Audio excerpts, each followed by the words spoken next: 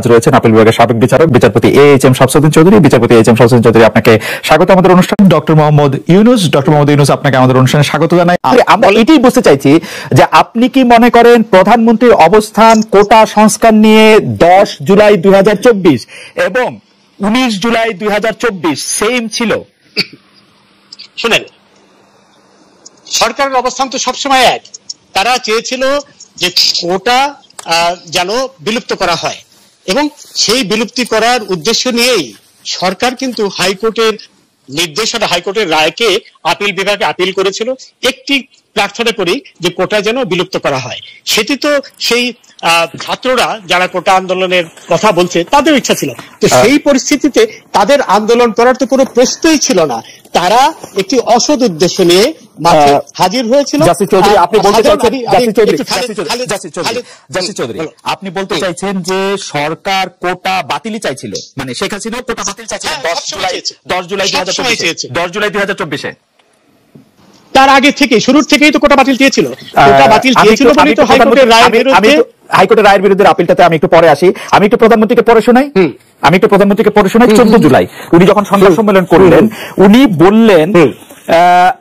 বললেন কোটা বাদ দিলে কি অবস্থা হয় আমরা দেখেছি। ফরেন সার্ভিসে মাত্র 2 জন মেয়ে এবং পুলিশ সার্ভিসে 4 জন মেয়ে সুযোগ পেয়েছে। তখন তারা বলেছিল নারী কোটা চাই না, মেধা দিয়ে চাকরি পাবে। সে কি মেধা দিয়ে চাকরি পেয়েছে? বিশেষ পরীক্ষা দিয়েছে। এবং তিনি বলেছিলেন কোটা মুক্তিযোদ্ধার নাতিদের জন্য থাকবে নাকি রাজাকারের নাতিদের জন্য থাকবে। এটা কি মনে করায় দেয় যে উনিও চেয়েছিলেন কোটা প্রথা বাতিল? শুনেন, আমরা তো উনি কি বলেছেন সেটা পাশে রাখেন, কিন্তু ঘটনা হলো এই যে সরকার তো আপিল করেছিল হাইকোর্টের রায়ের বিরুদ্ধে।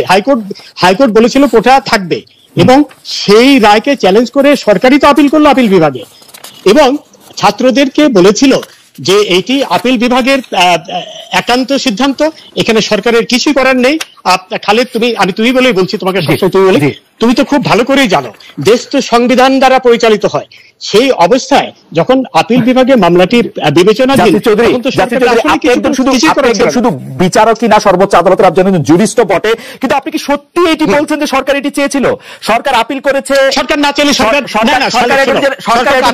সরকার অ্যাটর্নি জেনারেলকে এই ব্রিফই দেয় নাই যে কোটা বাতিলের পক্ষে গিয়ে কথা বলো। এই ব্রিফ দিয়েছে আন্দোলন শেষ হওয়ার পর 18 আগস্ট পরে। প্লিজ তুমি পিটিশনটা দেখো। পিটিশনের অ্যাটর্নি জেনারেল সর্বোচ্চ আইন কর্মকর্তা গেছিল, সেখানে কোনো ডেপুটি অ্যাটর্নি জেনারেল বা অতিরিক্ত অ্যাটর্নি জেনারেল যায়নি। সেখানে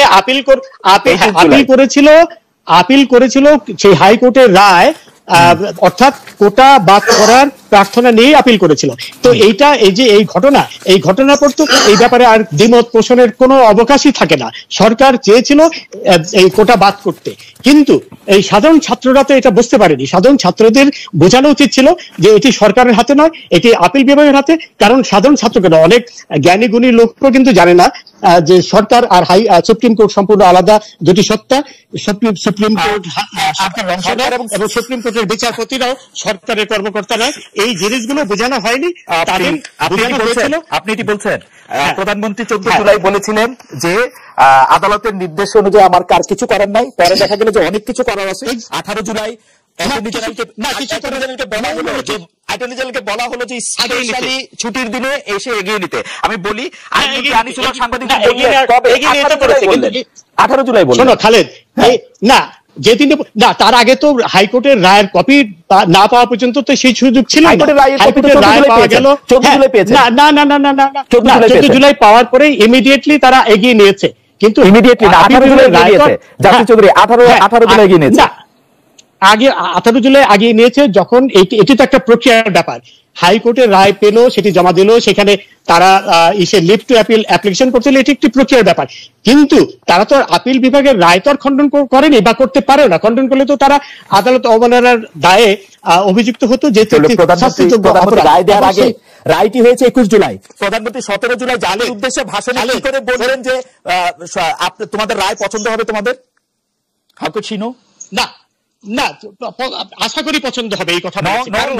এখানে এখানে হ্যাঁ এখানে কথা হলো হ্যাঁ বলেছে যে তোমার রায় প্রধানমন্ত্রী তো আর হাইকোর্ট সুপ্রিম কোর্ট পরিচালনা করে না, তাই না?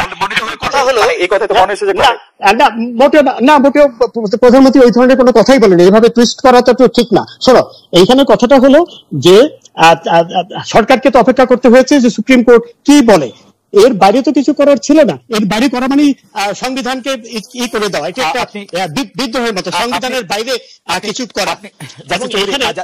আপনি প্রধানমন্ত্রীর কথা শুনবেন না, আপনি কি আইনমন্ত্রীর কথা শুনবেন? আইনমন্ত্রীটা তো আমি দেখবো ডকুমেন্ট, প্রধানমন্ত্রী কি বলেছে সেটা তো না, আমি দেখবো ডকুমেন্ট। অ্যাটর্নি জেনারেল আপিল বিভাগে ব্রিফ ছিল না, এই মামলাটি পরিচালনা করবে ব্রিফ ছিল না, অ্যাটর্নি জেনারেলের ব্রিফ ছিল কোটা রাখার পক্ষে। Attorney general listen Khaled, don't confuse things, বুঝছো? অ্যাটর্নি জেনারেল যে পিটিশনটা করেছে সেই পিটিশনের কপি আমি দেখেছি। সেই পিটিশনে তারা চেয়েছে যে হাইকোর্টের রায় বাতিল করা হোক, এবং সেটি ছিল তাদের পিটিশনের কথা। যখন লিভ টু অ্যাপিল করলো সেই একদম শুরু থেকেই, এবং অ্যাটর্নি জেনারেল বারবার বলছিল যে এইটাই নিয়েই আমরা অ্যাপিলের ডিভিশনে যাচ্ছি, আইনমন্ত্রী বলেছে এটা নিয়ে অ্যাপিল। আমি তো ডকুমেন্টের কথা বলবো, ডকুমেন্ট বলছে যে সরকার প্রথম থেকেই, এবং ইনফ্যাক্ট এই মুখের কথা আপনি গুরুত্ব দিবেন না, শেখ হাসিনার মুখের কথা আমি সেখানে যাচ্ছি না, যাওয়ার কোনো সুযোগও নেই। আমি দেখবো ডকুমেন্ট কি বলে। ডকুমেন্ট পরিষ্কার ভাষায় বলে, শেখ হাসিনা পরিষ্কার ভাষায় সংবাদ সম্মেলনে বলছেন যে তিনি কোটা চান, আর তার অ্যাটর্নি জেনারেলকে বলছেন যে কোটার বিরুদ্ধে গিয়ে মানে লড়াই করেন। না, আপিল বিভাগে কি দরখাস্ত করেছে সেটা আমি দেখবো, সেটা হলো ডকুমেন্টেড ব্যাপার। সেখানে অত্যন্ত স্পষ্ট ভাষায় তারা চ্যালেঞ্জ করেছে হাইকোর্টের রায়, বলেছে যে হাইকোর্টের রায় বাতিল করা হোক। সেটাই ছিল একেবারে শুরু থেকে, সেটাই ছিল বড় কথা। আমাদের একটু বলবেন যে আপনি যে ডকুমেন্টটা দেখেছেন, অ্যাটর্নি জেনারেল ব্রিফ রেডি করেছেন, যে আপিল রেডি করেছেন, সেটা কত তারিখে করা? এইটা যেদিন করলো, লিভ টু অ্যাপিলের দরখাস্ত করলো আগে থেকে 18 জুলাই, প্রথম তো করলো সিএমপি, 18 জুলাই করলো, সিএমপি করলো না, তারও আগে সিএমপি যেদিন করলো সেই দিন 14 জুলাই আগে তো সিএমপি করা সম্ভব না। না, শোনো খালেদ, আপিল কেন করলো? যদি এটাই হয় তাহলে তো আপিল করলো,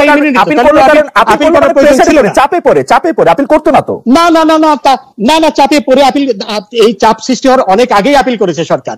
আপিল করার তো একটা সময় থাকে, সেই সময়সীমার মধ্যে তখন কিন্তু এইসব সৃষ্টি হয়নি। এইসব শোনো, অত্যন্ত স্পষ্ট যে একটি কুচক্রী মহল, যে 71-এর পরাজিত অপশক্তি বিএনপি, শিবির, জামাত, এরা মিলে এই ঘটনাটি ঘটিয়েছে, এই পরিস্থিতি সৃষ্টি করেছে একই উদ্দেশ্যে, সরকার পতনের কারণ ঘটানোর জন্য। যেটি তারা গত বছর অক্টোবরে, আমরা আবার আপনার কাছে আসবো। আমরা গত কয়েকদিন ধরে আপনার কথা শুনতে পাচ্ছি, আমরা শুনছি আপনার সুচিন্তিত মতামত। আমি শুধু এইটি জানতে চাইবো যে জাসির চৌধুরী, আপনি কি আমাকে একটু বলবেন যে 1 জুলাই থেকে নিয়মতান্ত্রিক ভাবে এই আন্দোলন তারা করছে, ঠিক কবে থেকে জামাত বিএনপি কোটা আন্দোলনকারী? নিয়মতান্ত্রিক ভাবে এই আন্দোলন কখনো নিয়মতান্ত্রিক ভাবে হয়নি। রাস্তা বন্ধ করে দেওয়া, এটি এটিকে তুমি নিয়মতান্ত্রিক আন্দোলন বলতে পারো না। সমস্ত যানবাহন বন্ধ করে দেওয়া, আন্দোলন তো রাস্তা বন্ধ করে আন্দোলন, রাস্তা খোলা রাখাটাই তো অশান্তির সৃষ্টি করা, এবং সমস্ত যানবাহন, সমস্ত মানুষের চলাচল সব বন্ধ করে দিয়েছিল। এইটিকে কোনো অবস্থায় নিয়মতান্ত্রিক আন্দোলন বলা যায় না। তখন যদি এটি বলা হইতো, এটি প্রকাশ, আমি তো নিজে দেখেছি, আমি নিজে বেরোতে পারিনি, রাস্তার মানুষ বেরোতে পারিনি, বাংলাদেশে কোনো কিছু আন্দোলন চলবে না, বাংলাদেশে কোনো কিছু আন্দোলন চলবে না। নিয়মতান্ত্রিক আন্দোলন আর এই অশান্তির আন্দোলন সম্পূর্ণ আলাদা জিনিস। যদি নিয়মতান্ত্রিক আন্দোলন হতো তাহলে তো এইসব হতো না। তারা যদি রাস্তা বন্ধ না করতো, তারা যদি এমনিতে রাস্তা বন্ধ করাটা কোন অবস্থায় নিয়মতান্ত্রিক করে না।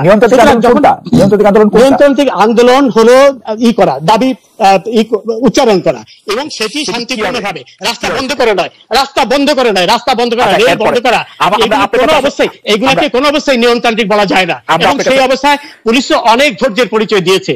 পুলিশ, কারণ প্রত্যেকের আমার অধিকার ছিল, সবার অধিকার ছিল চলাচল করা, সেই অধিকার যখন খণ্ডন করা হলো, তাকে আর কোনো অবস্থায় নিয়মতান্ত্রিক আন্দোলন বলা যায় না। এটি নিয়মতান্ত্রিক কোনোদিনই ছিল।